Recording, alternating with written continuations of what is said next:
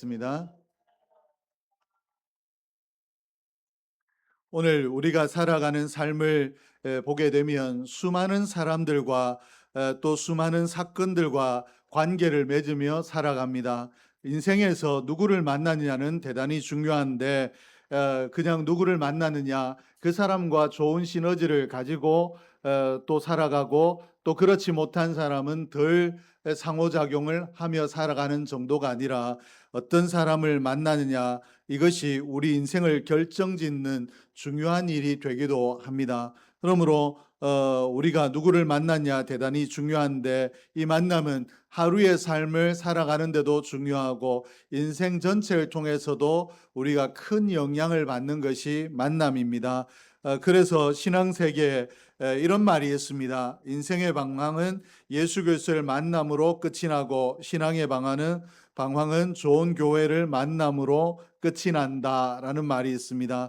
아무리 많은 재물과 지식을 쌓고 명예를 누린다 할지라도 주님을 만나지 못한 인생은 영원한 목마름과 방황 속에 살아갈 수밖에 없다라는 말입니다. 예수를 만나야 그 방황이 끝이 난다라는 말이고, 예수를 믿는다 해도 참된 진리의 말씀이 바르게 선포되는 좋은 교회를 만나지 못하면 영적인 방황과 갈증을 거듭하게 된다. 내가 분명히 구원을 얻고 믿음의 삶, 구원의 삶을 사는 것 같은데도 시원하지 않은 삶을 살게 된다라는 것입니다. 그러므로 사람이 누구를 만나고 무엇을 만나느냐에 따라서 기쁨과 감격을 경험하며 살기도 하고, 또 말할 수 없는 아픔과 고통을 경험하며 살게 되기도 합니다. 인생길에서 험하고 참되고 신실한 사람을 만나면 참된 기쁨과 평안을 맛보게 되고, 험악하고 나쁜 사람을 만나면 평생을 두고 상처와 또 고통을 겪게 되는 것이 우리 인생입니다. 그러므로 우리 사람에게 중요한 것이 만남의 복인데, 오늘 저와 여러분에게 만남의 복이 있기를 주의 이름으로 축복합니다. 자녀는 부모를 잘 만나는 복을 타고나야 올바른 사랑과 영적인 유산을 속에서 바르게 자라날 수가 있고, 부모 역시 신실한 자녀를 만나야 인생에 큰 기쁨을 얻을 수 있습니다. 아내는 지혜롭고 신실한 남편을 만나야 하고, 남편은 경건하고 사랑스러운 아내를 만나는 복을 얻어야 인생이 복될 수 있는데, 이런 육의 세계에서만 이런 것이 아니라 영적인 관계에서도 마찬가지입니다. 성도는 진리의 말씀을 바르게 선포하고 양들을 사랑하는 목자를 만나야 그 영적인 삶이 행복하고 즐거울 수 있고, 또 목사는 주의 몸된 교회를 위해 충성하고 목회자를 진심으로 동역하는 성도를 만나야 그 목회가 신바람이 날 수 있다라는 것입니다. 오늘 저와 여러분의 관계도 이런 신바람이 나고 행복한 관계가 되기를 주의 이름으로 축복합니다.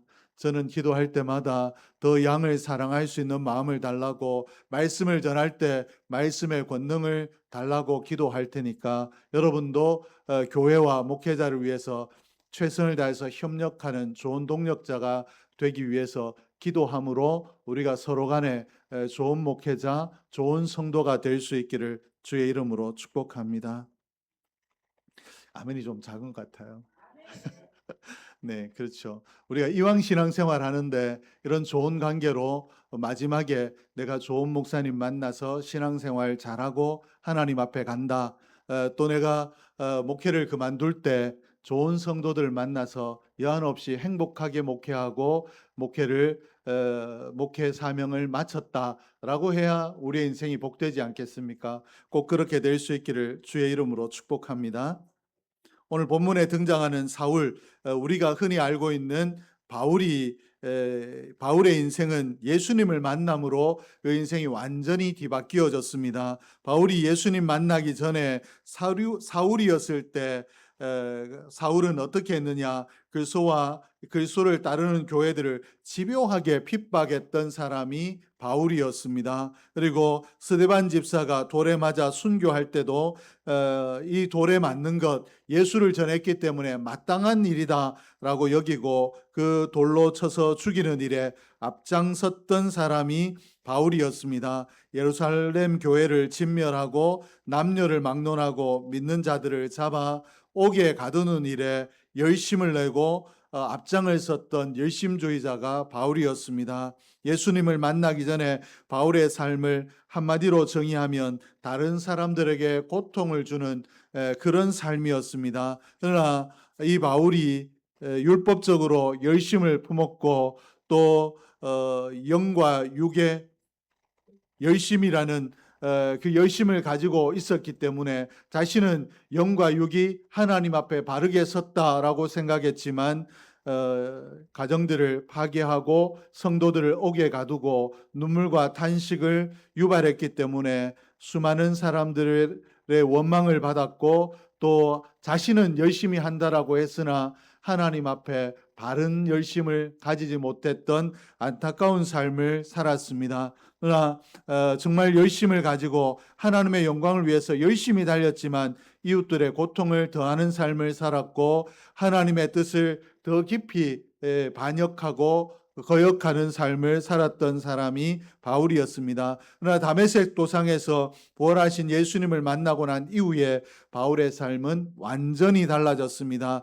다른 사람에게 고통을 주던 삶에서 다른 사람에게 영원한 생명과 기쁨을 주는 삶으로 거듭났으며 스스로도 자기의 삶에 전에는 열심히 하는 것 그것이 전부였지만 이제 하나님의 영광을 위해서 열심히 달리는 가운데 기쁨을 누리는 삶으로 거듭나게 되었습니다. 그렇다면 오늘 바울의 삶이 바울이 예수님을 만난 후에 기쁨의 삶을 살았다라고 말씀을 드렸는데 이 바울이 예수님 만나고 난 이후에 우리가 알고 있듯이 편안한 삶이 아니었습니다. 복음을 전하는 것 때문에 매를 맞고 옥에 갇히는 삶이었는데 그러나 바울이 이야기하기를 내 삶은 기쁨이다라고 정의하고 있는데 이 바울이 누렸던 기쁨의 실체가 무엇인지를 알아야 우리도 이 땅을 살아갈 때 늘 좋은 날만 있는 것 아닌데 그 가운데서도 우리의 삶이 좋을 때는 기뻐하고 또 나쁠 때는 슬퍼하고 괴로워하는 것이 아니라 한결같은 기쁨을 누리게 될 것이기 때문에 바울이 소유했던 기쁨의 실체가 무엇인지를 살펴보려고 합니다. 바울이 누렸던 기쁨의 실체는 첫째로 존재의 가치를 발견한 기쁨입니다. 오늘 예수를 만난 바울이 누린 첫 번째 기쁨이 내가 어떤 존재인가를 깨달음으로 그 깨달음에서 오는 기쁨이었습니다. 사도행전 9장 15절 말씀에 주께서 가라사대 가라 이 사람은 내 이름을 이방인과 임금들과 이스라엘 자손들 앞에 전하기 위하여 택한 나의 그릇이다 라고 이렇게 기록하고 있습니다. 다메섹 도상에서 이 주의 음성 이렇게 아나니아에게 말씀한 이 말씀을 아나니아가 바울에게도 전달을 했고 또 예수님께서 이 영적으로 어두워져 있던 이 바울에게 이 말씀을 전달함으로 어두워져 있던 사흘 동안 보지 못하고 먹지도 마시지도 못했던 사울에게 주님이 아나니아를 보내시는데 이 아나니아가 사울이란 이름에 두려워 꺼리며 머뭇거릴 때 주님께서 사울을 향해 계획하고 계시는 그리고 사울의 신분이 어떻게 변화되었는가를 아나니아에게 알게 하셨습니다. 이 사람은 내 이름을 이방인과 임금들과 이스라엘 자손들에게 전하기 위하여 택한 나의 그릇이다. 이렇게 말씀하셨는데 바울이 아나니아가 전해준 주의 음성을 들었을 때 감당할 수 없는 영적인 충격과 기쁨을 얻게 되었습니다. 자신은 그리스도를 박해하고 성도를 잡아 죽이려 했던 죄인 중에 괴수였는데 하나님께서 이 죄를 용서해 주시는 것에서 그치는 것이 아니라 하나님의 심판을 마땅히 받아야 된다라고 자기를 책망하는 것이 아니라 만왕의 왕이신 주님께서 택하신 그릇으로 삼아 주셨다라는 사실을 깨달았을 때 이 바울의 마음에 기쁨이 넘쳤다라는 것입니다. 대제사장의 공문을 쥐고 혈기등등해서 자신의 손으로 이 믿는 자들을 잡으려 갔던 그 혈기의 손을 내려놓고 이제는 만왕의 왕이신 예수 그리스도의 이름을 세상에 높이는 영광스러운 도구로 쓰임 받게 되었다는 사실을 바울이 깨닫고 난 이후에 그 인생이 완전히 달라지고 그 인생의 기쁨의 근거가 달라졌다라는 것입니다. 바울은 훗날에 에베소서 2장 10절에 이 은혜를 이렇게 고백하고 있습니다. 우리는 그의 만드신 바라 그리스도 예수 안에서 선한 일을 위하여 지으심을 받은 자니 이 일은 하나님이 전에 예비하사 우리로 그 가운데서 행하게 하려 하심이라. 오늘 여기에 바울이 고백하고 있는 단어 중에 만드신 바라 하는 단어가 헬라어로 포이에마인데 이 말이 영어의 시와 작품이란 단어의 유래가 되었습니다. 그러므로 하나님께서 온 우주 만물 가운데 가장 정성을 들여 지으신 최고의 하나님의 작품이란 뜻입니다. 우리 바울이 깨달은 것이 나는 그냥 하나님 믿는 자들을 핍박하던 자, 그런 가치 없는 자가 아니라 하나님께서 정성스럽게 만드신 하나님의 작품이다라는 사실을 깨닫게 되었다라는 것입니다. 그러므로 자기의 삶에 내 삶이 고난의 자리에 있든지 평안의 자리에 있든지 간에 나는 하나님의 작품이라는 사실이 변하지 않기 때문에 나는 늘 기쁘다라고 이렇게 고백하고 있는 것입니다. 오늘 하나님께서 상품과 작품의 차이를 우리에게 알게 하셨는데 상품은 공장에서 기계로 찍어내는 규격화되는 수많은 물건들 중에 하나에 불과합니다. 가격표가 붙어 있고 언제든지 돈으로 대체할 수 있는 것이 이 상품입니다. 그러나 작품은 거장의 혼과 생명이 담긴 유일무이한 예술품입니다. 이 세상에 단 하나밖에 없는 절대적인 가치를 가지는 것이 작품입니다. 하나님께서 저와 여러분을 이 작품으로 만드셨다는 사실을 깨달을 수 있기를 주의 이름으로 축복합니다. 흔한 상품 중에 수많은 사람 중에 얼마든지 대체할 수 있는 사람 중에 한 사람으로 상품으로 만드신 것이 아니라 하나님의 외아들 예수 그리스도를 이 땅에 보내시고 십자가에 죽게 하시고 그 피값으로 우리를 사셨기 때문에 우리는 가장 귀한 예수의 피값으로 사게 된 하나님의 작품이란 사실을 기억할 수 있기를 주의 이름으로 축복합니다. 그러므로 오늘 저와 여러분이 우리의 삶의 내용과 상관없이 영적인 기쁨을 누리는 바울과 같은 기쁨을 누리는 복된 인생이 되기를 주의 이름으로 축복합니다. 영국의 위대한 문호 셰익스피어는 그의 비극 맥베스에서 인생을 가리켜서 어떻게 이야기했느냐 하면 바람에 흔들리다 이내 꺼져버리는 촛불에 불과하다라고 이렇게 이야기를 했습니다. 이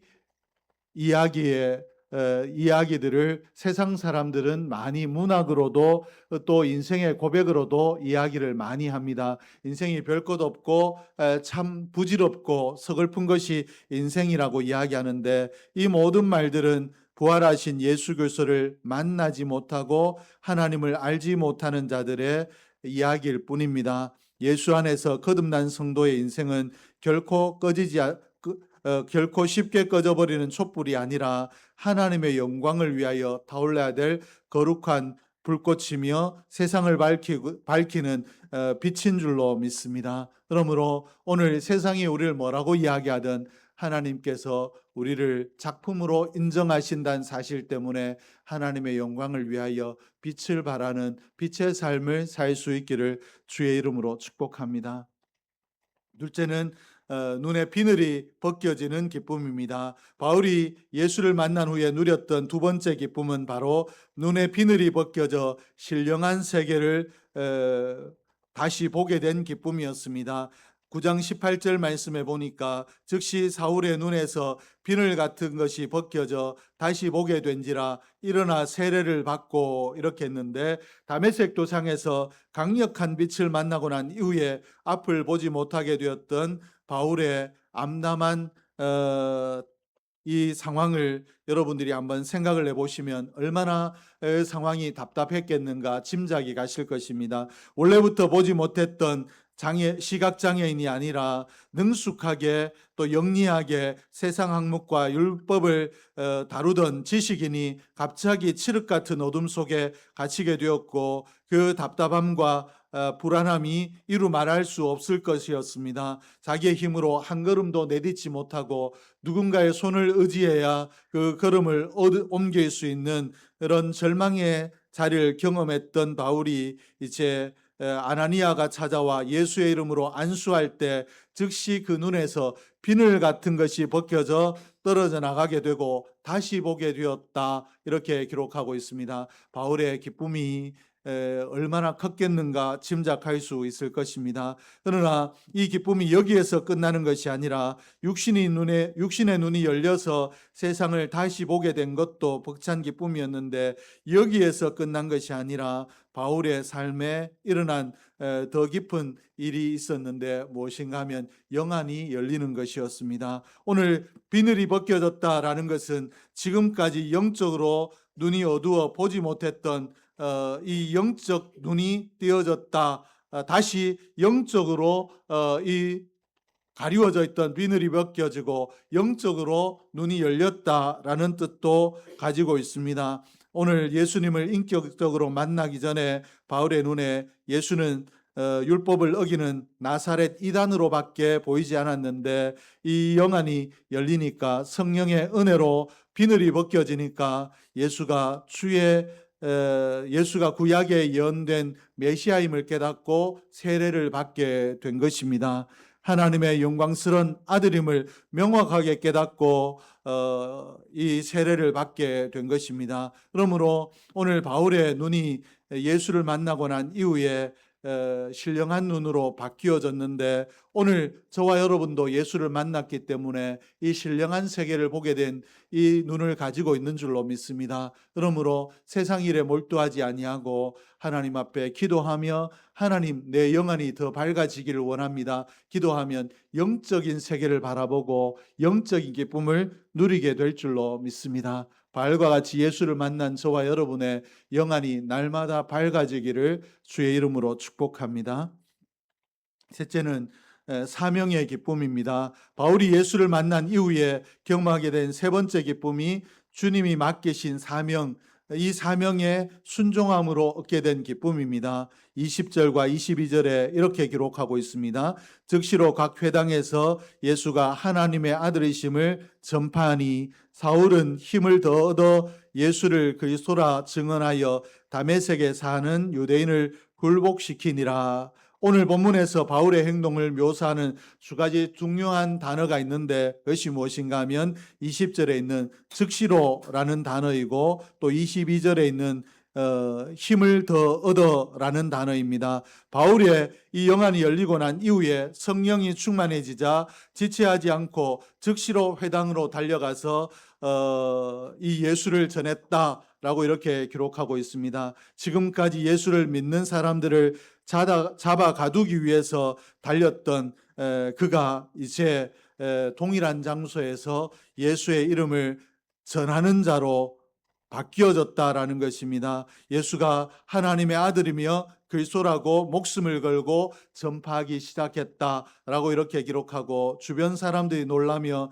저 사람이 예루살렘에서 예수의 이름을 부르는 자들을 멸하던 자가 아니냐라고 수군거렸지만 거기에 위축되지 아니하고 바울은 더 힘을 얻어 예수를 당당하게 증언했다라고 이렇게 기록하고 있습니다. 바울에게 하나님께서 복음을 증거하라는 사명을 맡기셨기 때문에 바울이 이 복음의 사명, 복음을 전하는 사명에 얼마나 힘을 내었는가 오늘 성경이 우리에게 소개하고 있습니다. 그리고 이 사명을 감당하며 바울은 하나님의 사명에 감당할 때 하나님께서 부어주시는 기쁨을 누리게 되었다라고 이렇게 우리에게 가르치고 있는데, 오늘 바울이 그 일생을 우리에게 소개하고 있는 말들 중에 내가 복음을 전하다가 괴로움을 만났다, 손해봤다 이런 이야기가 아니라 옥중에서도 나는 기쁘다, 자기의 인생 전체가 기쁨이라고 우리에게 소개를 하고 있습니다.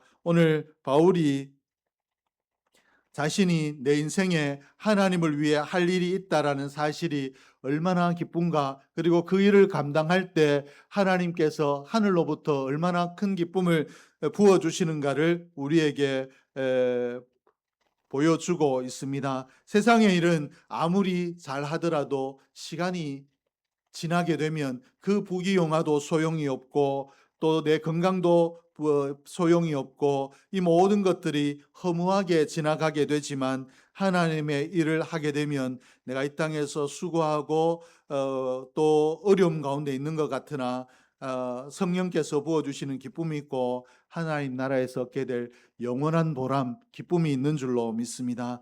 바울의 삶과 편지들을 살펴보게 되면 바울이 로마의 감옥에 갇혔을 때 쓴 빌립보서를 보게 되더라도 바울이 자유를 박탈당하고 추위와 배고픔과 죽음의 공포가 기다리던 그 옥중에서도 바울이 내가 주 안에서 기뻐하라, 다시 말하노니 기뻐하라 라고 기쁨을 노래하고 있다라는 것을 알 수 있습니다. 그리고 데살로니가전서 5장 16절에서도 성도를 향해 항상 기뻐하라고 당부하고 있습니다. 옥중에서도 자신이 기뻤기 때문에 내가 기뻐하는 것처럼 너희도 사명에 충성된 자가 되고 사명에 충성된 자에게 주시는 기쁨을 누리라라고 권면하고 있는 것입니다. 옥중에서 어떻게 기뻐할 수 있는가? 복음을 위해 수고하고 주님의 사명에 순종한 자에게 하나님이 부어주시는 천국의 기쁨이 그 속에 충만하기 때문에 기쁨을 누릴 수 있는 줄로 믿습니다.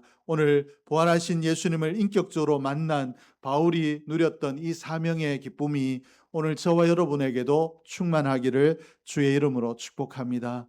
하나님의 일에 충성하면 육적으로 사람들이 손해다라고 이야기할지라도 거기에서 내가 영적으로 얻는 기쁨이 분명히 있기 때문에 바울처럼 내 인생이 기쁜 것처럼 너희도 기뻐하라고 권면하게 될 텐데, 오늘 우리의 삶이 꼭 이렇게 되기를 주의 이름으로 축복합니다.